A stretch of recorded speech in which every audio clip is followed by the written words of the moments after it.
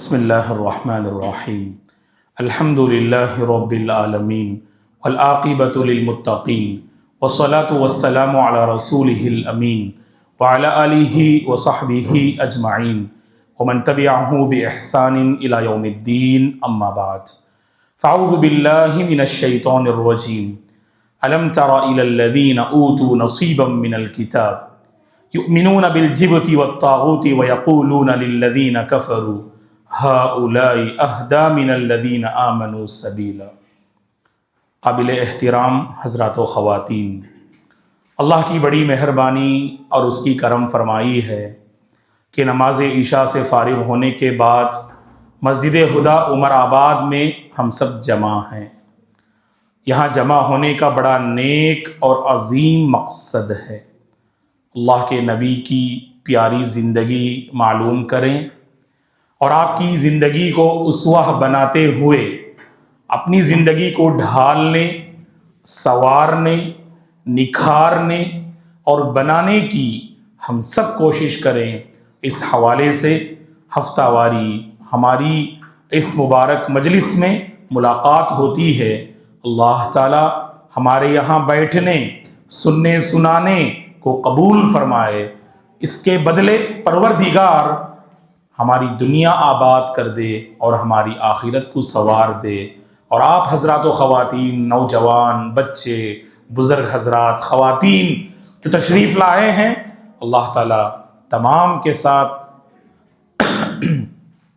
خیر و عافیت اور امن و امان کے معاملے اور فیصلے فرمائے، آمین یا رب۔ محترم حضرات و خواتین، جیسا کہ آپ جانتے ہیں، بنو المصطلق کی جو جنگ غزوہ خندق سے پہلے اور احد کے بعد پیش آئی، اس جنگ کی تفصیل ہم نے آپ کے سامنے بیان کیا، اور جس معاملے پہ ہم پہنچے تھے، اس جنگ سے واپسی کے وقت جو واقعہ رونما ہوا، جس واقعے کے متعلق اللہ تعالیٰ نے قرآن مجید میں آیات کریمہ نازل کی، وہ واقعہ ہم معلوم کرتے آ رہے ہیں، اور اس واقعے کو سامنے رکھ کر ہم نے بہت ساری عبرتیں اور نصیحتیں پچھلے اسباق میں ہم نے معلوم کی۔ اس سلسلے کو آگے بڑھاتے ہوئے واقعہ افک کے معنی ہوتے ہیں جھوٹ اور من گھڑت۔ افک، اس واقعے کو کیا کہتے ہیں؟ افک۔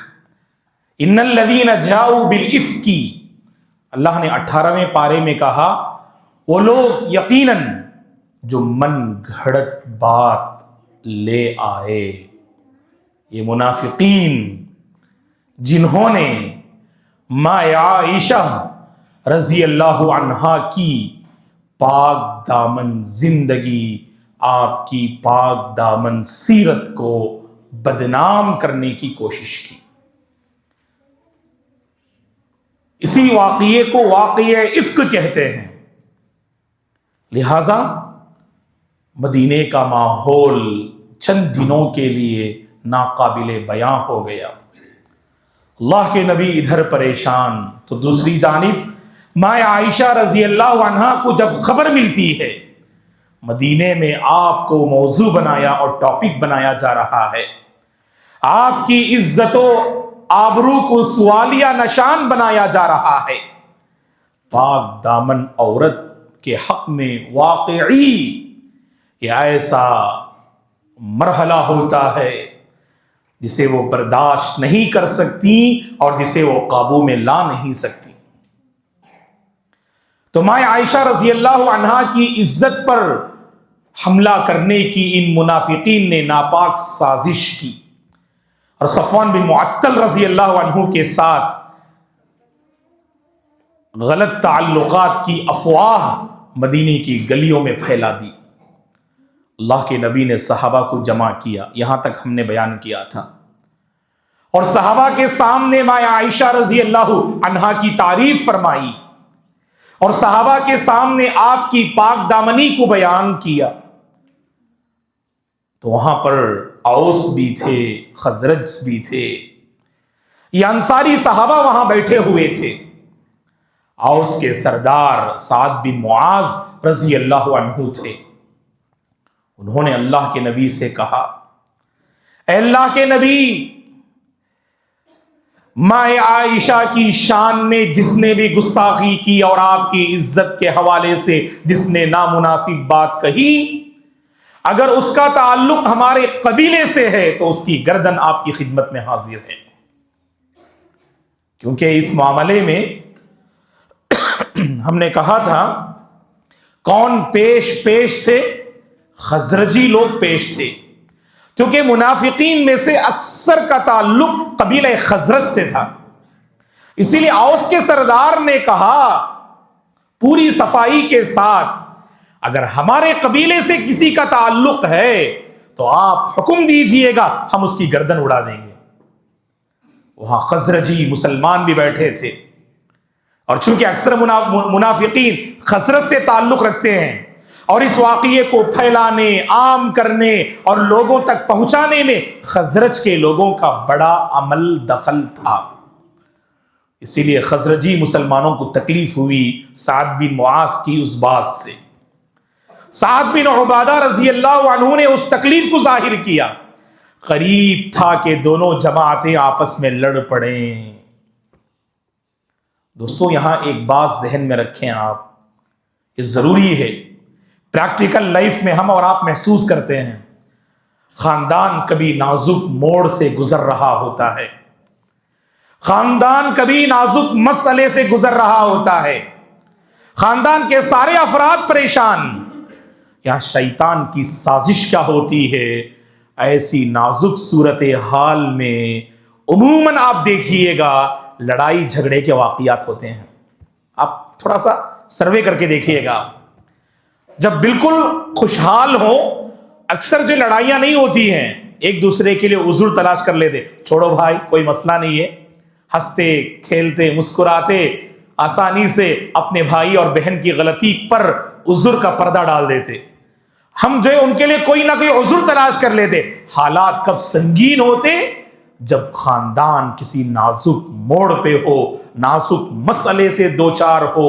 ایسی صورت میں دیکھیے ایک انسان کی معمولی بات بھی نفرت کی آگ وہاں بھڑکا دے گی. وہاں چنگاری تھی اس کو آگ میں بدل سکتی ہے اس کی ایک بات. یہاں خاندان کے بڑے افراد کو چاہیے ایسے نازک مرحلے میں خاندان کے احباب کو سنبھالنے کی کوشش کریں. وہاں ایک ایک میسج اور ایک ایک بات کی اہمیت ہوتی ہے. بیجا کوئی گفتگو نہیں کرنا، بیجا شک نہیں کرنا، بیجا گفتگو نہیں کرنا نازک مرحلے میں. اب دیکھو یہاں پر مسئلہ کیا ہے، یہاں مسلمانوں میں آپس میں لڑائی ہونے کو تیار. خزرجی مسلمان اوس کے مسلمانوں پہ ٹوٹ پڑنے کے لیے تیار. حالانکہ سب کے نفوس پاکیزہ، لیکن جب حالات سنگین ہوتے ہیں نا تو عموماً ذہن قابو میں نہیں ہوتا ہے. اسی لیے جلد جو ہے گھبرا کے کچھ ایسے فیصلے کر بیٹھتے، بعد میں پریشانی ہوتی، بعد میں پشیمانی ہوتی. اس لیے ہم اپیل کریں گے نازک حالات میں خود کو سنبھالنا بڑا چیلنج ہوتا ہے. اسی لیے کبھی خاندان میں ایسے معاملات دیکھتے ہیں تو نوجوان ہوتے ہیں، جوانی کے جذبے میں کچھ بھی کہتے رہتے ہیں. ابو سے، گھر کے بڑے افراد سے آپ کہیے گا ہم ختم کر دیں گے، اڑا دیں گے، مار دیں گے، تو ایسی باتیں کریں گے. خاندان کے بڑے افراد سنبھالنا، ان کو نوجوانوں کے جذبات کو کنٹرول میں لانے کی کوشش کرنا. اور اگر آپ بھڑکاوا دیں گے نا، ہاں بالکل صحیح بیٹے، تم صحیح کر رہے ہو، اڑا دینا چاہیے، مار دینا چاہیے، نعوذ باللہ. ہم اور آپ دوستو ایسا معاملہ کریں نا، کبھی مسئلہ حل نہیں ہوگا. مسئلہ جو الجھا ہوا ہے اور الجھے گا اور بگڑے گا. مسئلہ کب بنتا ہے، مسئلہ کب سنورتا ہے؟ جب آپ حکمت کے ساتھ، جذبات کو کنٹرول میں رکھتے ہوئے، حکمت کے ساتھ، صبر کے ساتھ، بردباری کے ساتھ، اللہ سے مدد چاہتے ہوئے جب آگے بڑھیں گے نا، خاندان کے بہت سے بڑے بڑے مسائل بھی آسانی سے حل ہو جائیں گے انشاءاللہ. یہاں دیکھو اللہ کے نبی نے سنبھالا اپنے ساتھیوں کو. پہلے سے اللہ کے نبی کا دل مغموم تھا، بیان ہی نہیں کر سکتے ہیں دوستو. کیوں؟ اللہ اکبر. ایسی زوجہ محترمہ کے سلسلے میں افواہ، جس زوجہ محترمہ سے اللہ کے نبی کی انتہا درجے کی محبت، مائے ختیجہ کے بعد سب سے زیادہ اللہ کے نبی نے اگر کسی ام المؤمنین پر اپنا نچھاور کیا سب کچھ تو مائے عائشہ رضی اللہ عنہا ہے۔ آپ کی فضیلت کے لیے یہ بات کافی ہے۔ اللہ کے نبی نے فرمایا جبریل علیہ السلام وحی لے کے نازل ہوتے ہیں، جب میں اور عائشہ اللہ اکبر ایک چادر میں لپٹے ہوئے ہوتے ہیں، ایسی صورت میں وحی نازل ہوا کرتی تھی۔ اللہ یہ شرف کسی اور ام المؤمنین کو نہیں ملا۔ اور سبحان اللہ، آپ ہی کے گھر آپ کی وفات ہوئی صلی اللہ علیہ وسلم، آپ ہی کے حجرے کو قبر رسول بنایا گیا، جو انبیاء کی سنت ہے۔ انبیاء جہاں وفات پاتے ہیں وہی ان کی قبر ہوا کرتی تھی۔ کسی نبی کو ایک مقام سے دوسرے مقام منتقل نہیں کیا جاتا تھا، اسی سنت کو برقرار رکھا گیا۔ اللہ کے نبی کی جہاں وفات ہوئی اسی جگہ کو قبر بنا دیا گیا، تو وہ حجرہ عائشہ ہے جہاں آپ نے آخری لمحات بتائے۔ مستقل ایک موضوع ہے دوستو، اللہ کے نبی کے مبارک تعلقات مائے عائشہ رضی اللہ عنہا کے ساتھ۔ بڑی فضل والی پاک باز خاتون تھیں، اور یہاں خواتین سبحان اللہ، اللہ خوش رکھے آپ خواتین کو، یہ جذبہ علم کا ثبوت دیتی ہیں آپ۔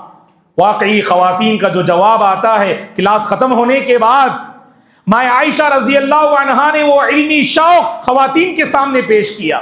امام زہری رحمہ اللہ نے کیا فرمایا، جو بڑے عظیم محدث ہیں، مدینے کی ساری خواتین کے علم کو ترازو کے ایک پلڑے میں رکھ دیا جائے، اور مائے عائشہ کے علم کو رضی اللہ عنہا ترازو کے دوسرے پلڑے میں رکھ دیا جائے، ترازو کا وہ پلڑا بھاری ہوگا، ترازو کا وہ پلڑا بھاری ہوگا جس میں مائے عائشہ کا علم ہوگا۔ اللہ اکبر، اتنی علم والی فضل والی خاتون تھی مائے عائشہ رضی اللہ عنہا۔ اسی لیے وہ روایت میرے اور آپ کے ذہن میں آنی چاہیے اس موقع پر۔ ابو موسیٰ الاشعری عبداللہ بن قیس رضی اللہ عنہ فرماتے ہیں، ہم بڑے صحابہ جب کوئی مسئلہ ہم صحابہ کو سمجھ میں نہیں آتا، مسئلے کا سلوشن نہیں ملتا، تو ہم مائے عائشہ کے پاس پہنچتے، فسألنا عائشہ، اللہ اکبر، پھر ہم مائے عائشہ سے پوچھتے پردے کی آڑ میں، مائے عائشہ رضی اللہ عنہا کے پاس اس بڑے مسئلے کا سلوشن بھی ہم پا لیتے۔ بڑی علم والی فضل والی کمال والی خاتون تھی مائے عائشہ رضی اللہ عنہا۔ سن 50/8 ہجری میں آپ رضی اللہ عنہا کی وفات ہوتی ہے۔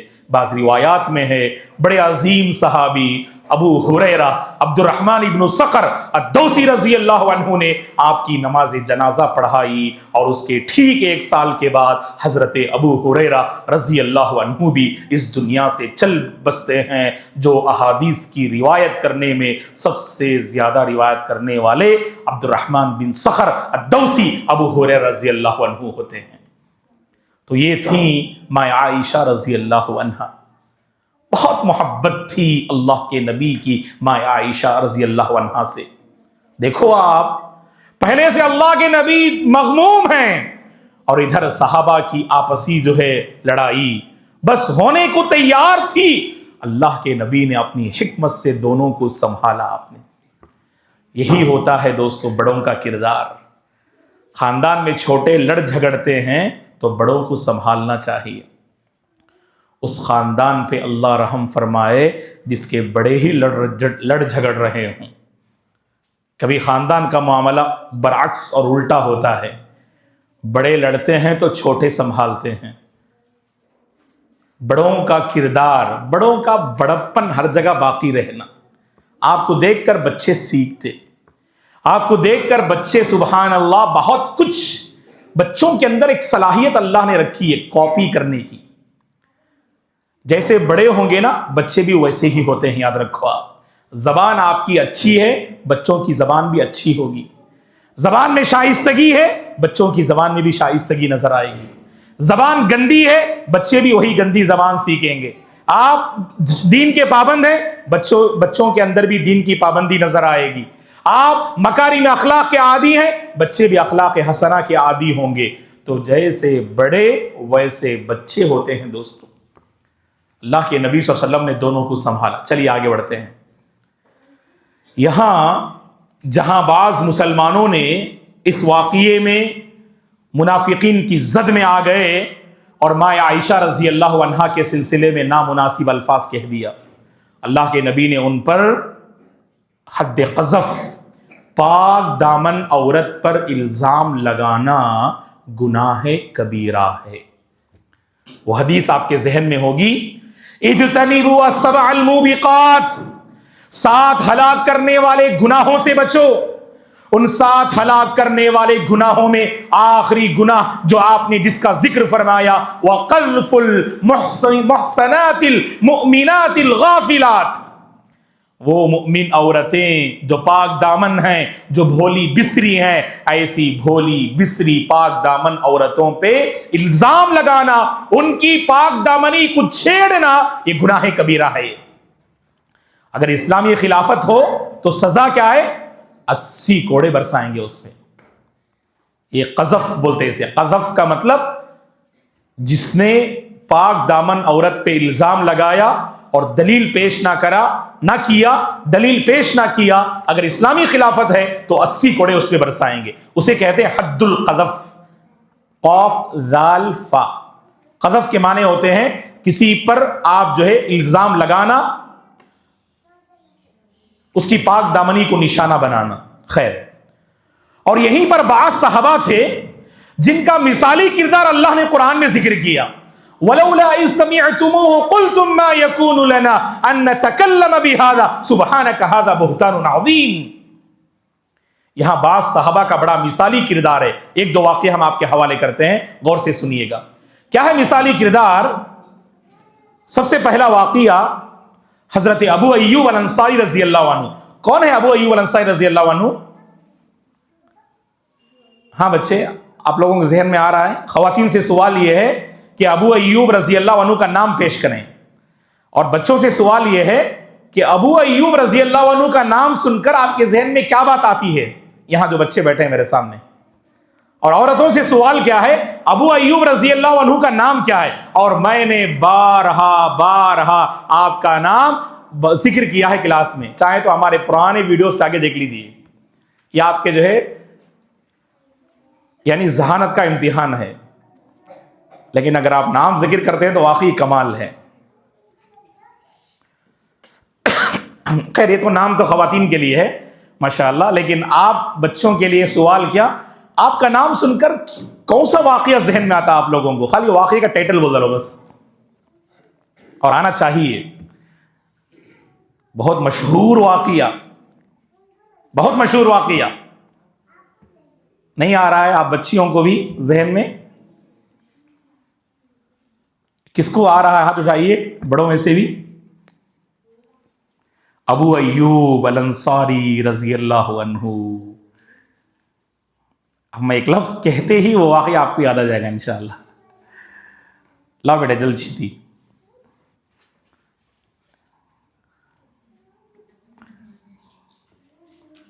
بارک اللہ فیک. ٹھیک ہے، ام اسراء کا نام پوچھا تھا ہم نے، نام لکھ کر مٹا دیا ہے آپ نے. حالانکہ نام جو ہے صحیح ہے، جو نام لکھے آپ نے مٹایا ہے، نام صحیح لکھا ماشاءاللہ ام اسراء نے، لیکن والد کا نام نہیں لکھا. خیر کوئی مسئلہ نہیں. اللہ کے نبی کے میزبان تھے آپ. جب مدینہ آئے تھے نا، اللہ کے نبی صلی اللہ علیہ وسلم گھر مہمان بنے، ہر ایک کی خواہش تھی. اللہ کے نبی مدینے میں داخل ہوتی، ہر کوئی آپ کی اونٹنی کو اپنی طرف کھینچ رہا تھا. اللہ کے نبی نے کہا کہ اونٹنی چھوڑ دیجیے. اونٹنی جہاں بیٹھے گی، جس گھر کے سامنے بیٹھے گی، میں اس گھر کا مہمان بنوں گا اور وہ گھر کے مالک میرے میزبان ہوں گے. اونٹنی آگے بڑھتی ہے اور ابو ایوب الانصاری رضی اللہ عنہ کے گھر کے سامنے بیٹھتی ہے. ابو ایوب رضی اللہ عنہ یہ وہ عظیم صحابہ ہیں. اللہ کے نبی مدینہ پہنچنے کے بعد سب سے پہلا شرف آپ نے حاصل کیا خدمت رسول کا. یاد رکھو، آپ پورے صحابہ میں کسی کو وہ شرف نہیں ملا. اور آپ کا نام ہے خالد بن زید الانصاری رضی اللہ عنہ. یاد رکھیں گے نا انشاءاللہ. میزبان رسول تھے آپ، میزبان رسول تھے آپ. میزبان سمجھتے نا آپ بچے، سمجھتے نا میزبان؟ مہمان سمجھتے؟ مہمان کسے بولتے ہیں؟ گیسٹ. جو آپ کے گھر آتے ہیں وہ کون ہوتے ہیں؟ مہمان. اور گھر والوں کو میزبان بولتے. جو گیسٹ کا ویلکم کرتے وہ میزبان ہوتے. گیسٹ کو ویلکم کرنے والے میزبان ہوتے، اور جو گیسٹ ہوتے ہیں نا ان کو ہم مہمان بولتے ہیں. تو اللہ کے نبی کے میزبان تھے آپ کی آپ نے مہمان نوازی فرمائی رضی اللہ عنہ نے. اللہ کے نبی کی یہ عظیم شرف آپ کو ملا. سنیے اس واقعے میں آپ کا معاملہ. آپ کی بیوی، کن کی بیوی؟ ابو ایوب خالد بن زید الانصاری رضی اللہ عنہ. آپ کی بیوی ام ایوب، ان کا نام ام ایوب ہی تھا. ام ایوب نے اپنے شوہر ابو ایوب سے کہا کیا آپ کو خبر نہیں؟ پوچھا کون سی خبر؟ کہا کہ وہی تو جو لوگ بات کر رہے ہیں، کیونکہ خواتین میں کوئی بھی خبر بڑی تیزی سے وائرل ہوتی ہے.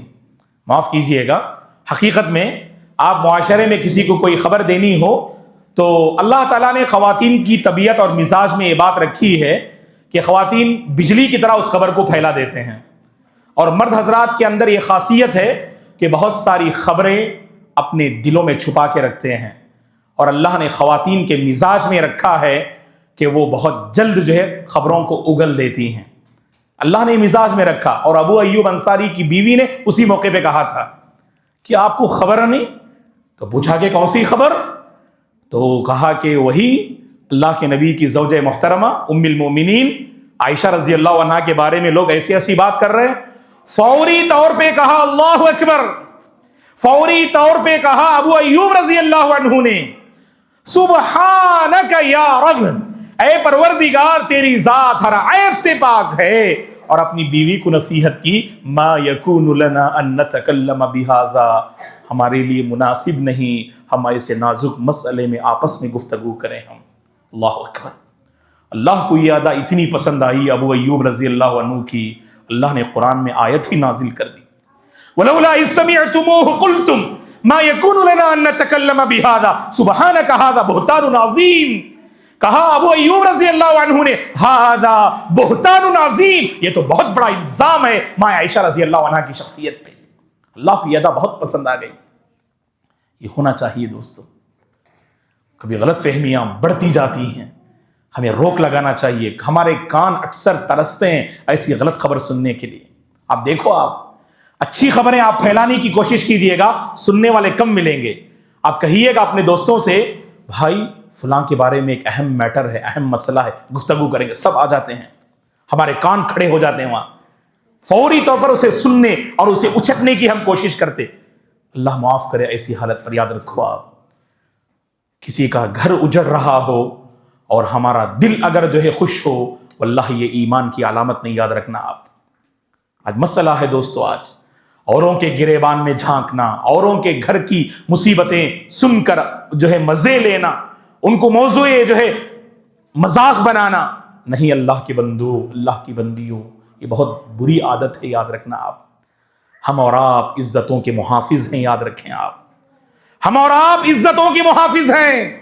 جس دین سے میرے اور آپ کا تعلق ہے، یہ دین واللہ خیر خواہی کی تعلیم دیتا ہے. ایسی تعلیم نہیں دیتا ہے کہ ہم جیسے چاہیں کر لیں. ہم نہیں. اللہ کے بندو، عزتوں کا لحاظ رکھیے، ایک دوسرے کی قدر کیجیے. اگر واقعی کسی کے بارے میں تکلیف ہو مجھے اور آپ کو، تنہائی میں آپ اس سے ملاقات کر کے سمجھا دیجیے گا، اور بھری مجلس میں لوگوں کے سامنے اللہ کی خاطر کسی کو رسوا نہ کریں. اللہ کے نبی نے کتنی بہترین تعلیم فرمائی، کتنی بہترین تعلیم دی اللہ کے نبی نے صلی اللہ علیہ وسلم نے. المسلم اخو المسلم، ایک مسلمان دوسرے مسلمان کا بھائی ہوتا ہے. لا یظلمہ، وہ اس پہ ظلم نہیں کرتا ہے. ولا یخذلہ، اور اس کو وہ رسوا اور ذلیل نہیں کرتا ہے. ولا یحقرہ، اور اسے وہ حقیر نگاہ سے نہیں دیکھتا ہے. کل المسلم علی المسلم حرام، ایک مسلمان کے دوسرے مسلمان پر یہ چیزیں حرام ہیں. دمہ ومالہ وعرضہ، خون حرام ہے، کسی کی جان کے پیچھے نہ پڑنا، مال حرام ہے، کسی کے مال کو ہڑپ لینے کے پیچھے نہ پڑنا۔ وَعِرْضُهُ، عزت بڑی پیاری ہے، اور کسی کی عزت پر حملہ کرنے کی کوشش نہ کرنا۔ تو بہرحال دوستو، یہ بڑا عظیم پیغام ہے۔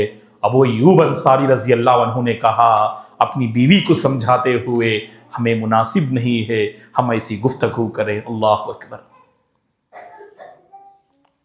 ایک اور روایت ہے، یہی معاملہ ابی بن کعب رضی اللہ عنہ کے ساتھ بھی پیش آیا۔ ایک کون ہے ابی بن کعب رضی اللہ عنہ؟ میں نے کہا نا کلاس میں آتے ہیں تو کچھ نالج لے کے جانا آپ لوگ۔ اللہ کے نبی نے ایک موقع پہ فرمایا 4 لوگوں سے قرآن کا علم حاصل کرو۔ قرآن پڑھنا چاہتے ہو نا؟ آپ نے 4 صحابہ کے نام لیے ایک ساتھ، اور دیگر صحابہ سے فرمایا اگر قرآن واقعی تم سیکھنا چاہتے ہو، ان 4 صحابہ سے تم کیا کرنا؟ قرآن سیکھنا۔ ابن مسعود رضی اللہ عنہ، ابی بن کعب رضی اللہ عنہ، معاذ بن جبل رضی اللہ عنہ، سالم مولا ابی حذیفہ رضی اللہ عنہ۔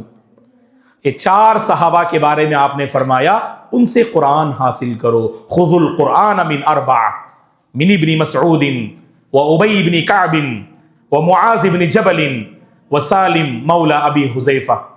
ابن مسعود رضی اللہ عنہ، ابی بن کعب رضی اللہ عنہ، معاذ بن جبل رضی اللہ عنہ، سالم رضی اللہ عنہ۔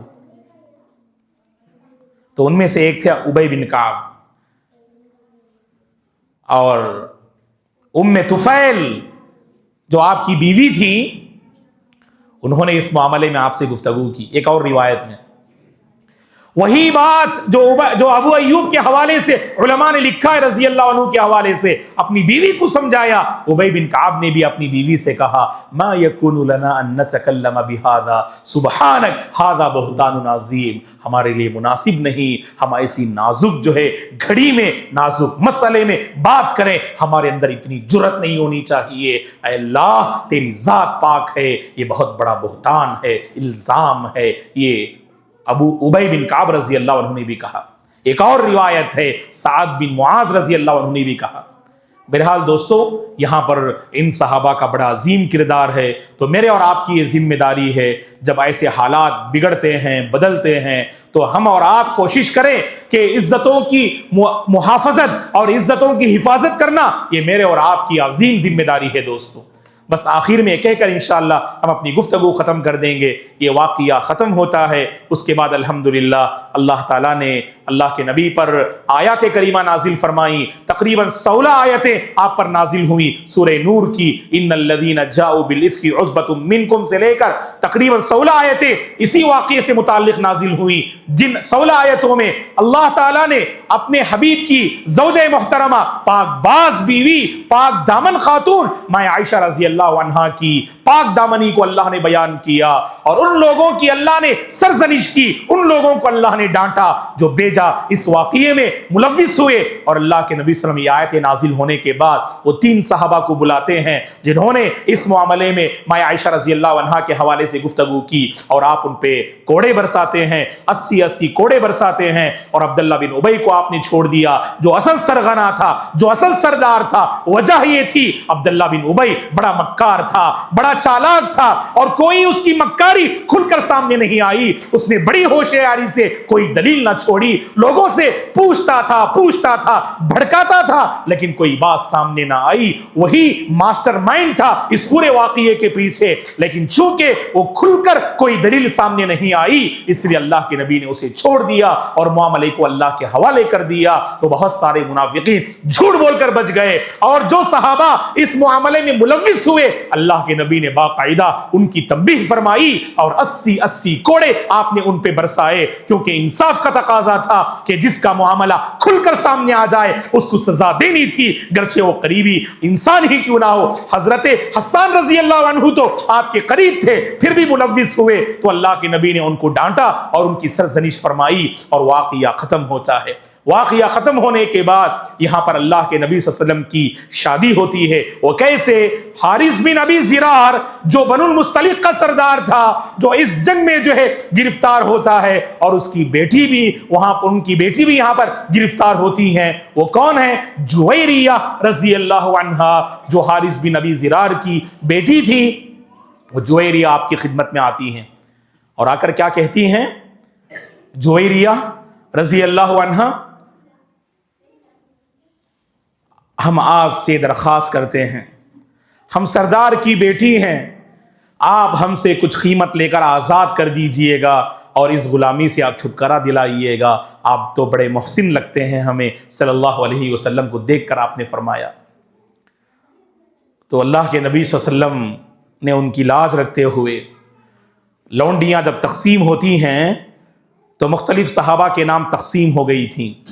تو جویریہ رضی اللہ عنہا کس کے حق میں آئی تھی؟ حضرت ثابت بن قیس رضی اللہ عنہ کے حق میں آئی تھی. اور یہ بڑے عظیم صحابی ہیں. انشاءاللہ اگلی کلاس میں اس صحابی کے واقعے سے ہم اپنی گفتگو شروع کریں گے.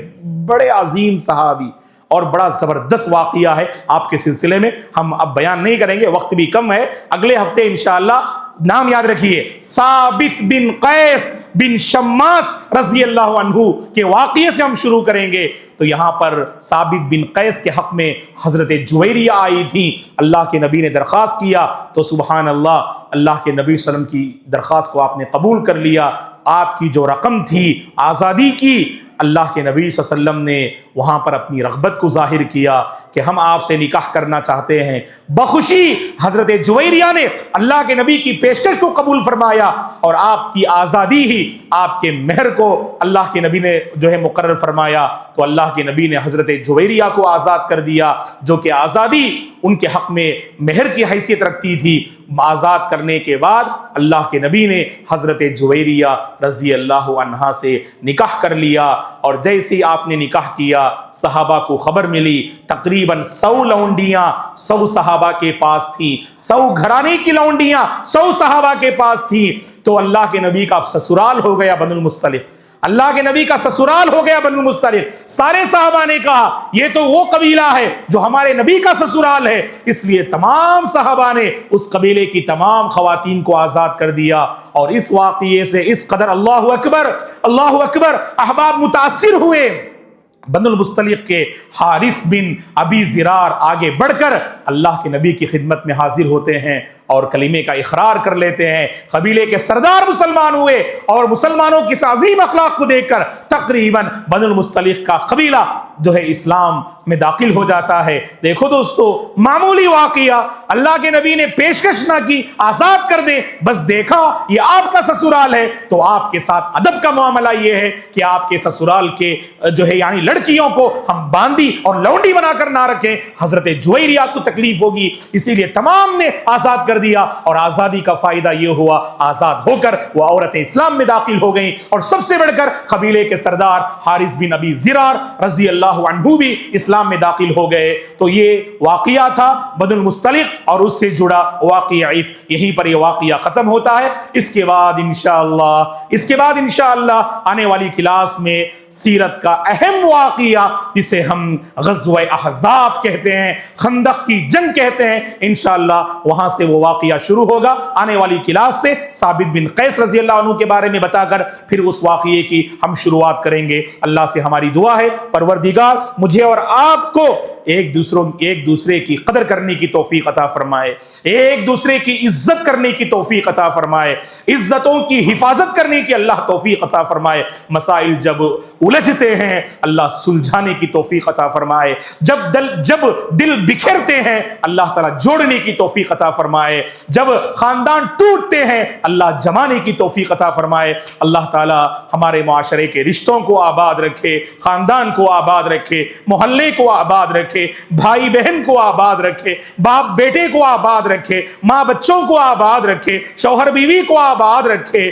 اللہ تبارک و تعالی نوجوانوں کو خیر کے سلسلے میں ایک دوسرے کا تعاون کرنے کی توفیق عطا فرمائے، ہر بری بلا سے اللہ ہم سب کی حفاظت فرمائے۔ اللہ تعالی ہمارے گھروں میں برکتوں کے فیصلے فرمائے، رحمتوں کے فیصلے فرمائے، ہر بری بلا اور آفت سے اللہ ہم سب کی حفاظت فرمائے۔ ان نونہالان امت کو اللہ صحیح سمجھ عطا فرمائے، اچھی دوستی عطا فرمائے۔ اللہ ہمارے بزرگوں کا سایہ تا دیر باقی رکھے، نوجوانوں کی اللہ حفاظت فرمائے، عورتوں کی عزت و آبرو کی اللہ حفاظت فرمائے۔ اللہ ان کو ہمت دے، صحت دے، طاقت دے، اللہ تعالیٰ انہیں اپنے حفظ و امان میں رکھے، اللہ تعالیٰ ہر پریشانی سے ہم سب کو محفوظ رکھے، اللہ ایمان پہ باقی رکھے اور ایمان پر خاتمہ نصیب فرمائے، آمین۔ جزاکم اللہ خیرا، شکراً، والسلام علیکم ورحمۃ اللہ وبرکاتہ۔